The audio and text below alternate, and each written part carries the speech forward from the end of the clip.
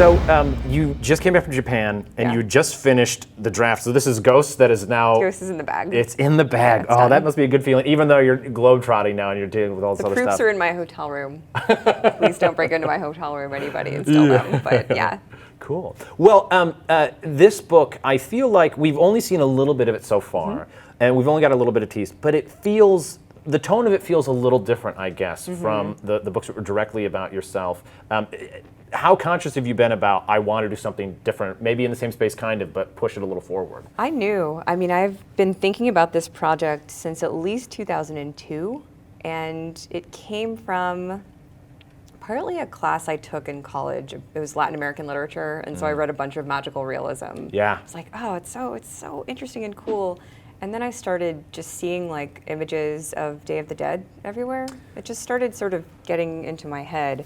So I knew I wanted to do something that had those elements in it. And then a few years later, a few more years recently, really, I had a loss in my family that really resonated deeply with me. I had a cousin who was 13 die of cancer. And this is not a cancer book. This is not a book about a death, but it is a book about kids who are dealing with heavier subjects than they've dealt with in my past books. And it's fiction. It's nothing like any of the books I've done before, and yet I think it still has the same kind of personal sincerity in it. Okay. I don't really know. I don't know what words people use to describe my work, but yeah, no, it's still a personal story. It's still a grounded story in reality, but it's got a lot of like really fun skeletons. Well, no, I mean, that's the thing. You got to pick something that's fun to draw for 200 pages, however it's going to be. Otherwise, you'll go crazy. Super fun to draw. Oh, good. Yeah.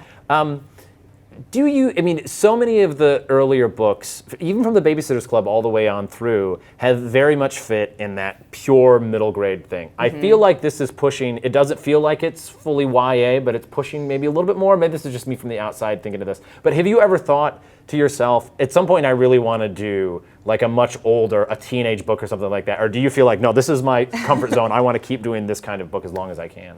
Well, originally I thought drama was going to be about high schoolers and for high schoolers, but I think I just have a really innocent sensibility. So that ended up being a middle school book.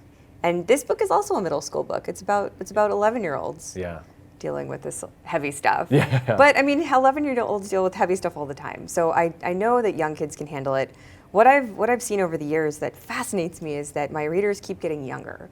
So at first they were 10 and 12, then they were 8 and 9, now they're 6 and 7. So I'm aware that I'm writing for this sort of increasingly younger audience, but that my audience is also growing up. So I have a wider age range for my books than a lot of other people do. And middle grade, it is generally thought of as about 8 to 12.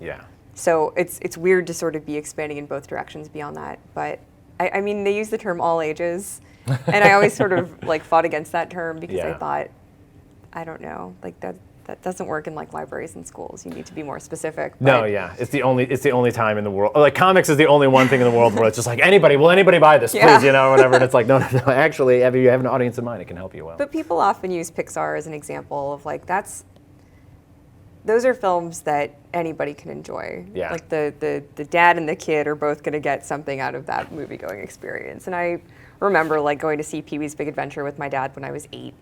And freaking out when Large Marge was on the screen. But like after we saw it, the two of us were just like, that was awesome. Like we're like high-fiving each other. I'm like, I want my books to feel like that. Like, they can be a little scary.